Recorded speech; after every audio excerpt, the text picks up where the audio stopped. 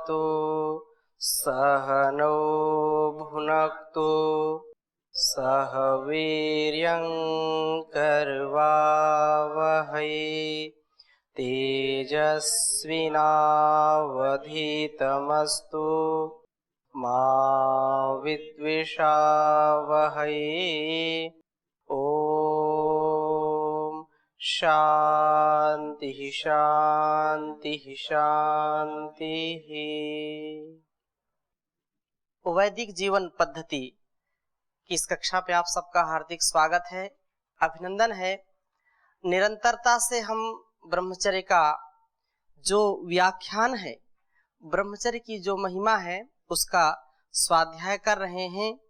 और इस कार्यक्रम को देखकर कई लोगों ने फोन भी किए कि इस कार्यक्रम को जो भी युवा या युवती, जो भी भाई बहन भी देखते हैं वैदिक चैनल के माध्यम से अथवा मोबाइल में आस्था ऐप को जो है डाउनलोड करके उसमें भी वैदिक चैनल लाइव देखते हैं, बहुत ही हर्ष और उनके अंदर की जो भावना है उदात्त है।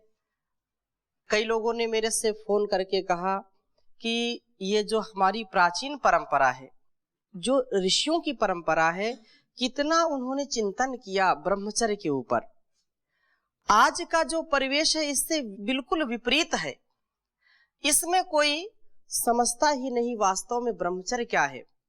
आज ही प्रातः काल कुछ लोग मिलने के लिए आए और उनमें से कुछ लोगों ने कई प्रश्न किए। तो उनमें से एक प्रश्न ये भी था कि बहनों को जो ब्रह्मचर्य की शिक्षा दीक्षा है उसके लिए तो कहीं उल्लेख मिलता नहीं है, और ब्रह्मचारी जो बालक वर्ग होता है वो जो है हनुमान जी की उपासना कर सकता है क्योंकि वह ब्रह्मचर्य के प्रतीक हैं। बहनों को मना है। क्या ऐसा है? आप इसमें कुछ कह सकते हैं? तो यह बात उचित नहीं है। मैंने उनको समझाते हुए कहा कि हमारे जो आदर्श हैं, हमारे जो महापुरुष हैं, जो एक दिव्यता को धारण किए हुए हैं, वो चाहे देवताओं के रूप में हो चाहे देवी स्वरूप हो, इसमें सभी का श्रद्धा का अधिकार है, सभी को उनकी भक्ति का अधिकार है, उनको अपना आदर्श बनाने का अधिकार है। क्योंकि अभी हम आगे इसी अथर्ववेदीय ब्रह्मचर्य सूक्त में कन्याओं के लिए भी पढ़ेंगे कि कन्याओं का भी यह कर्तव्य है कि वह ब्रह्मचर्य युक्त जीवन जिए, और जब पूरी शिक्षा दीक्षा हो जाए उसके बाद वह गृहस्थ में जाए। तो ब्रह्मचर्य का जो ज्ञान है बहुत महान है। इसका जो पालन करता है, इसका जो आधान है, उससे दिव्यता आती है, उससे हमारा आत्मविश्वास बढ़ता है, उससे हमारा जो भी किया हुआ कर्म है उसमें पूरी दिव्यता और पूरी भव्यता रहती है। सभी के लिए वो कल्याणकारी होता है, अपने लिए भी कल्याणकारी होता है। तो इसी क्रम को हम आगे बढ़ाते हैं। 8 मंत्र हम पढ़ लिए हैं, आज 9वें मंत्र की व्याख्या पढ़ेंगे। तो ब्रह्मचारी की भिक्षा, आज का यह शीर्षक आचार्य अभयदेव विद्या अलंकार इस मंत्र की व्याख्या करेंगे। इमाम भूमिम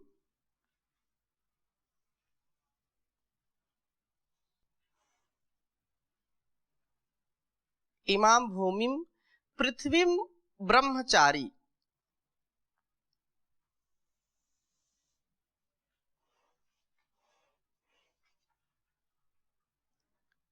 पृथ्वीम ब्रह्मचारी।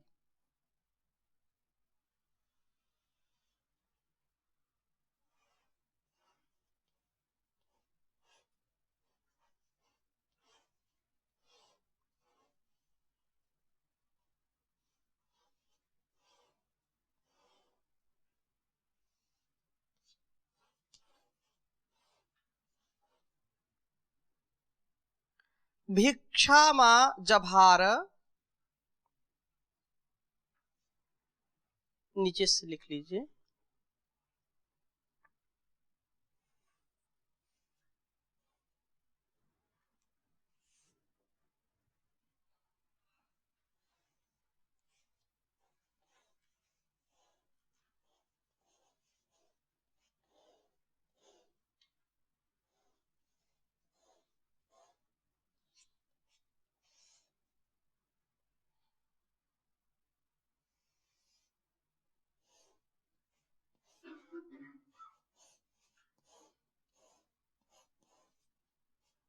जभार प्रथमो दिवम च,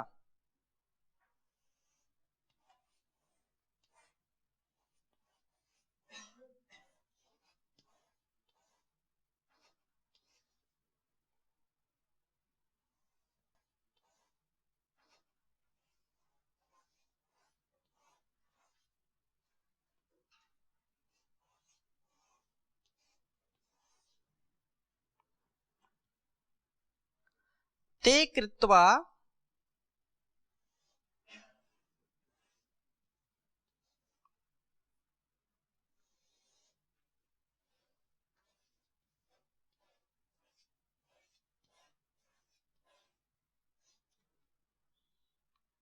समिधा उपास्ते,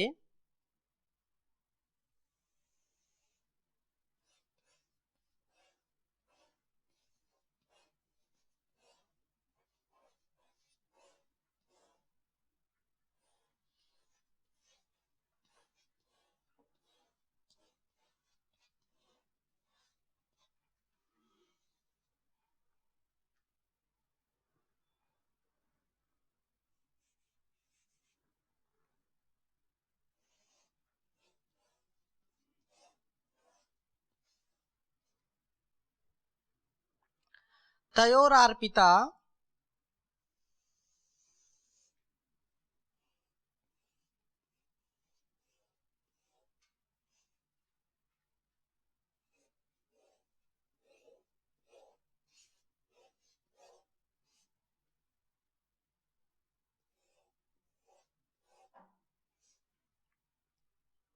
तयोरार्पिता भुवनानि विश्वा।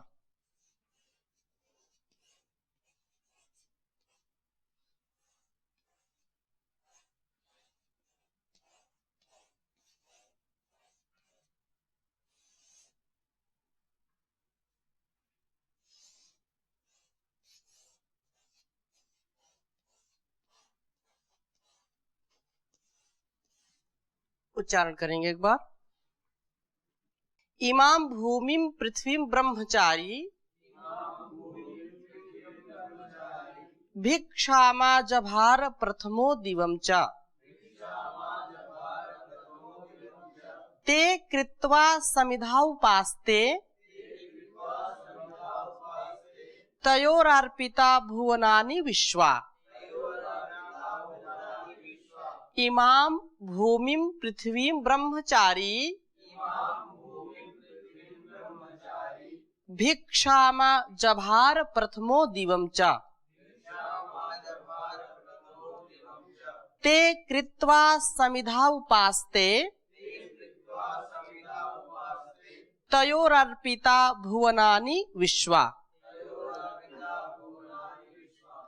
इस मंत्र का मंत्रार्थ हम समझने का प्रयास कर रहे हैं। प्रथमा ब्रह्मचारी, जो प्रथमा ब्रह्मचारी अर्थात प्रथम ब्रह्मचारी इमाम पृथ्वी भूमि, उस विस्तृत भूमि को दिवम चा और द्यू को भिक्षाम आजभारा, भिक्षा में ले आया। अब वह ते उन्हें समिधौ कृत्वा आचार्य अग्नि में समिधा बनाकर उपासते उपासना करता है। तयो उन्हीं दो लोकों में विश्वा भुवनानी सब भुवन अर्पिता समाये हुए हैं। समझने का थोड़ा प्रयास करते हैं। ते समिधौ, ये जो दो विशेष बातें यहाँ पर स्पष्ट हो रही हैं। ब्रह्मचारी अर्थात ब्रह्मचारी का अर्थ हमने पहले, जो ब्रह्म में विचरण करता है, जो ज्ञान में विचरण करने वाला है, वो क्या है? ब्रह्मचारी है। इमाम इस पृथ्वी शक्तियों के विस्तार वाले, भूमिम भवन्ति भूतानि यस्याम इति भूमि, जहां पर भूत होते हैं उसको क्या कहते हैं? भूमि कहते हैं। भवन्ति भूतानि यस्याम पृथिव्याम, प्राणियों के निवास स्थान भूत व शरीर रूप पृथ्वी लोक को भिक्षाम आजभार, भिक्षा रूप से प्राप्त करता है। प्रथमः शक्तियों के विस्तार वाला यह ब्रह्मचारी दिवम चा ज्ञान ज्योति से दे दीप्यमान मस्तिष्क रूप द्युलोक को भी आचार्य से भिक्षा रूप में प्राप्त जो है उसको करता है। ते उन दोनों को, शरीर व मस्तिष्क को, जैसे हमने पिछले मंत्र में भी ये बात जो है पढ़ी थी कि हमारा जो ऊपर का अर्थात जो मस्तिष्क है वो क्या है? द्युलोक है, और शरीर नीचे का क्या है? पृथ्वीलोक है। तो ऐसे ही यह उन दोनों अर्थात शरीर और मस्तिष्क को दिवम अर्थात उस ज्ञान ज्योति से दे दीप्यमान मस्तिष्क रूप देवलोक को भी आचार्य से भिक्षा रूप में ले आया, और पृथ्वीम शक्तियों के विस्तार वाले अर्थात शरीर रूप पृथ्वी लोक को भी भिक्षा में प्राप्त करता है या उसको भी ले आया। समिधौ कृत्वा, तेजस्विता व ज्ञान से दीप्त बना करके उपासते प्रभु का उपासन करता है।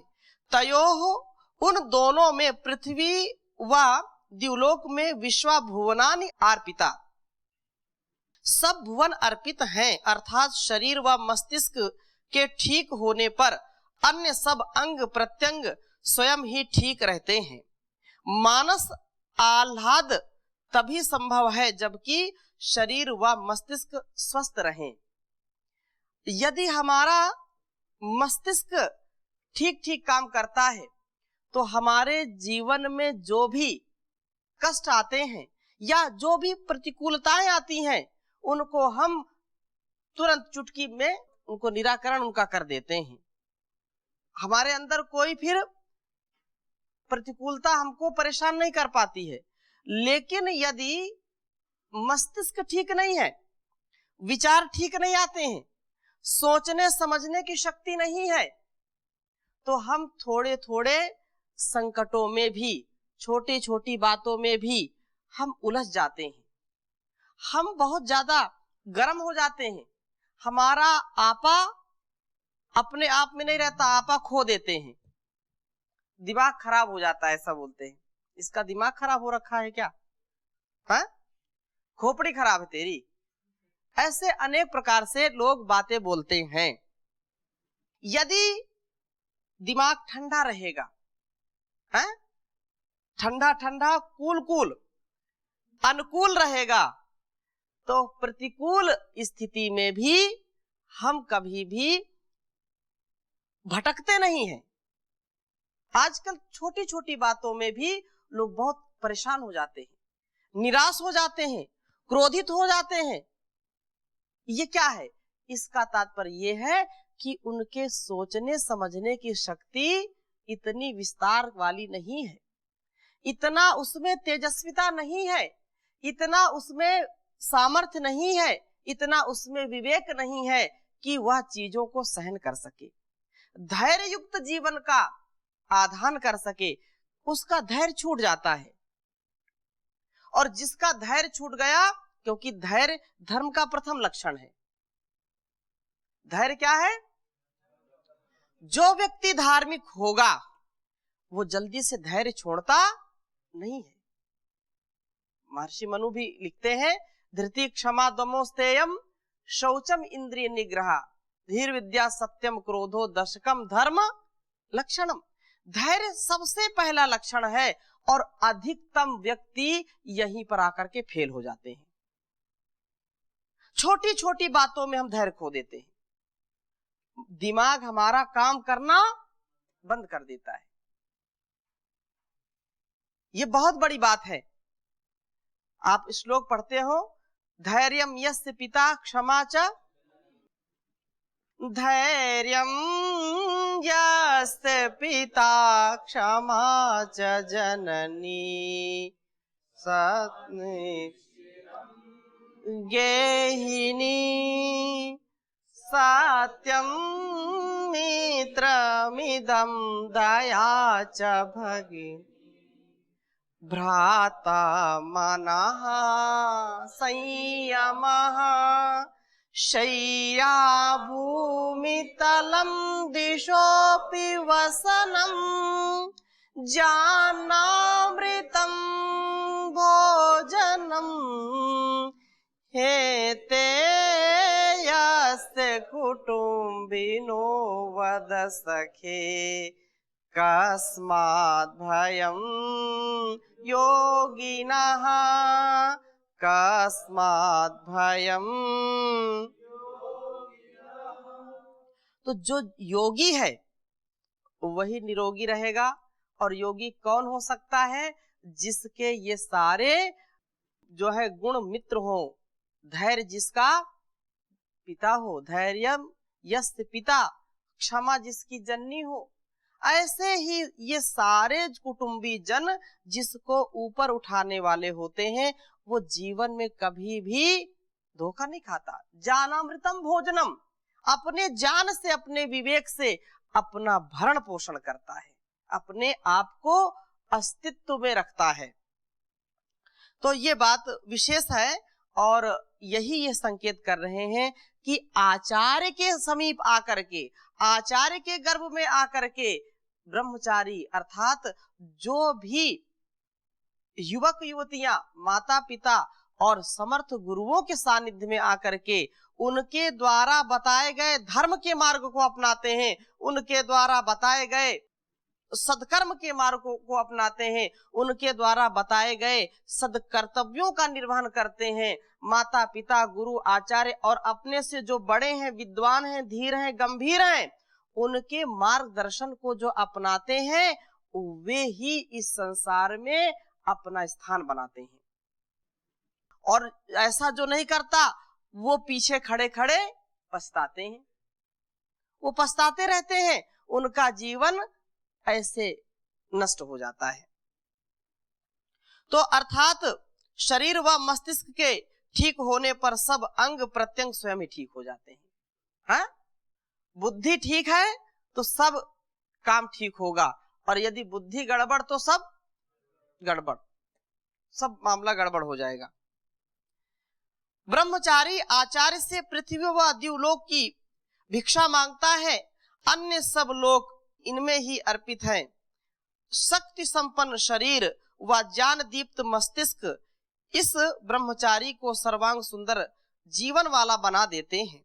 ऐसा बनना ही प्रभु की उपासना है, प्रभु की भक्ति है, क्योंकि वह प्रभु भी हमको चाहता है।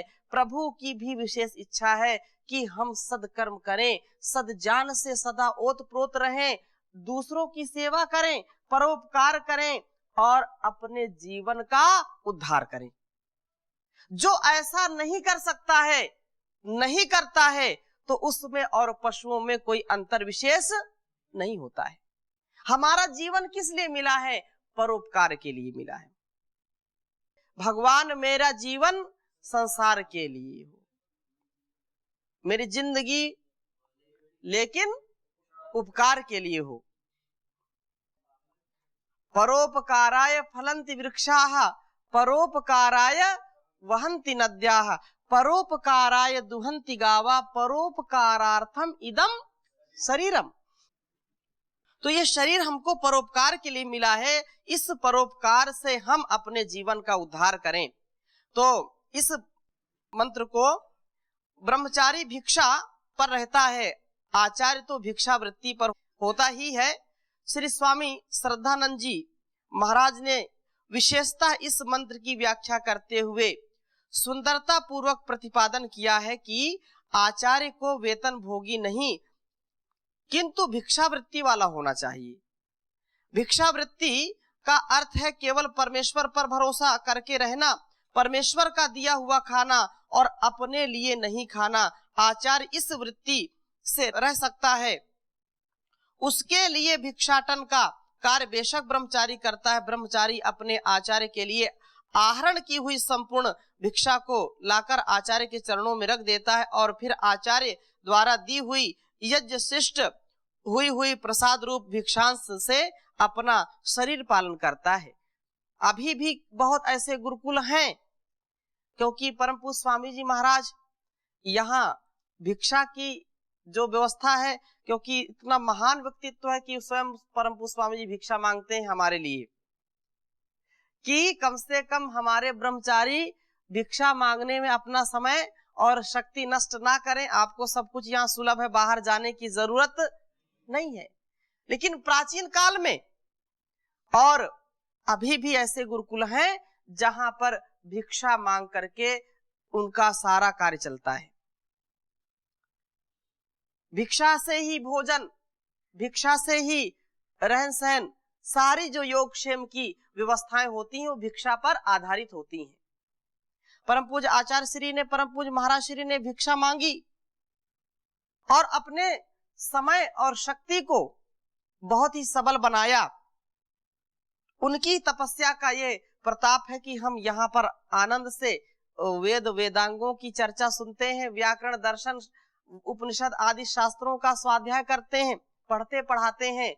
परंतु इस बात को हमेशा हमको ध्यान रखना चाहिए कि भिक्षा जो है उस भिक्षा को मांग करके पहले जो शिष्य लाते थे और गुरु को सारा समर्पित कर देते थे।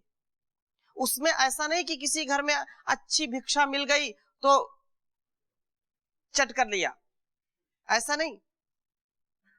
जो कुछ मिला है सर्वप्रथम आचार्य के चरणों में लाकर रख देना, फिर आचार्य उसमें से जो भी बचता है उसमें से क्या मिले क्या न मिले इसकी कोई अपेक्षा नहीं होती है।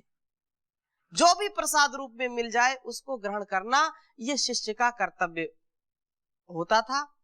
और अभी भी जो भी हम इस जीवन में पाए, क्योंकि हमारा कुछ नहीं है, हम जो कुछ भी प्राप्त कर रहे हैं उसमें हमारा केवल एक माध्यम है इस जीवन को पाकर के कि गुरु के सानिध्य में रह करके, गुरु की आज्ञा का पालन करके जो कुछ भी हमारे अंदर सामर्थ्य उत्पन्न हो उसको गुरु के चरणों में सौंप देना। जैसा गुरु का आदेश हो, जैसा निर्देश हो वैसा पालन करना। जैसे आज प्रातः काल भी मैं बोल रहा था कि जैसे बच्चा मां के गर्भ में जो है अपने अस्तित्व को संवारता है, जन्म लेने के बाद जब वह थोड़ा सा होश संभालता है तो मां को जितना विश्वास करता है संसार में उतना किसी को नहीं करता है। मां के हाथ में अपना हाथ दे देता है, मां उसका हाथ पकड़ती है, मां उसकी उंगली को पकड़ती है और उसको चलाती है। कदाचित वह बालक मां की उंगली को पकड़ता है तो हो सकता है कहीं भीड़ भाड़ में उसका हाथ छूट जाए, छूटता है कि नहीं। और कभी उसको कोई दुनिया की चीज आकर्षक लगती है तो मां का हाथ छोड़ करके, मां की उंगली छोड़ करके उस वस्तु में आकर्षित होकर के उसको पकड़ना चाहता है, भटक जाएगा, उसका जीवन खतरे में हो सकता है, पड़ जाए वो। लेकिन जब मां ने हाथ पकड़ लिया, मां ने जब उंगली पकड़ ली तो मां ऐसे जल्दी से छोड़ने वाली नहीं। तो बस मां को जैसे हाथ बच्चा दे देता है और मां जिधर ले जाती उधर वो चला जाता है, ऐसा होता है कि नहीं। ऐसे ही अच्छे सच्चे शिष्यों का ये कर्तव्य है कि गुरु के हाथ में अपना हाथ दे देना, और गुरु को जब अपनी बाह पकड़ा दी तो गुरु जिधर ले जाएगा वो सब स्वीकार है। कभी भी माता पिता गुरु आचार्य हमारा अहित नहीं चाहते। कूत जो है, जो जीवन का सार है। बहुत बार आपने सुना होगा कि माता जो होती है वो कभी अपने कर्तव्य से विमुख नहीं होती है। पूत कुपूत सुने हैं पर ना माता सुनी कुमाता, ये बात सुनी है आपने? तो ये जो और कभी कभी ऐसा जीवन में देखते हैं हम कि जिस माँ ने अपने छाती से लगा करके बच्चे को पाला पोसा, और जब बच्चा बड़ा हो जाता है तो उस माँ की सेवा करने से कतराता है, तो वो इसका तात्पर्य यह है कि माँ के प्रति उसकी कृतज्ञता नहीं है। ऐसे ही गुरु के सानिध्य में आकर के, गुरु के गर्भ में आकर के, गुरु के द्वारा ज्ञान प्राप्त करके हम अपने आप को सबल बनाते हैं। ज्ञान बल से, शरीर बल से, व्यवहार हर प्रकार से अपने आप को समर्थ बनाते हैं। और जब समर्थ हो गए तो हमारा कर्तव्य क्या है? गुरु के आदेश का, उसके उपदेश का पालन करना। उसको जो कुछ मिला है, जैसे ये यहाँ पर कह रहे हैं कि देव और पृथ्वी मिलती है, अर्थात ज्ञान मिलता है और अच्छा शरीर मिलता है। किससे मिला? गुरु से मिला। तो जो गुरु से मिला है उस गुरु की सेवा में उसको लगाना। ऐसे ही जो ज्ञान, जो विवेक, जो हमारा शरीर मिलता है, तो सभी युवक युवतियों का, बालक बालिकाओं का, सभी का ये कर्तव्य है कि उन माता पिता, उन आचार्यों, उन गुरुओं के प्रति उसको समर्पित करना जिससे उसका अस्तित्व है। जो कुछ भी पाया है उनको प्रेम पूर्वक अर्पित करना, ये बात यहां पर कही जा रही है। और भिक्षावृत्ति का अर्थ केवल परमेश्वर पर भरोसा करके रहना, परमेश्वर का दिया हुआ खाना और अपने लिए नहीं खाना। आचार्य की इसी वृत्ति में रहता है, उसके लिए भिक्षाटन का कार्य बेशक ब्रह्मचारी करता है, लेकिन उसके चरणों में सब ला करके रख देता है। इसकी चर्चा हम और आगे करेंगे, अभी यहीं पर विराम देते हैं। ओम शांति शांति शांति।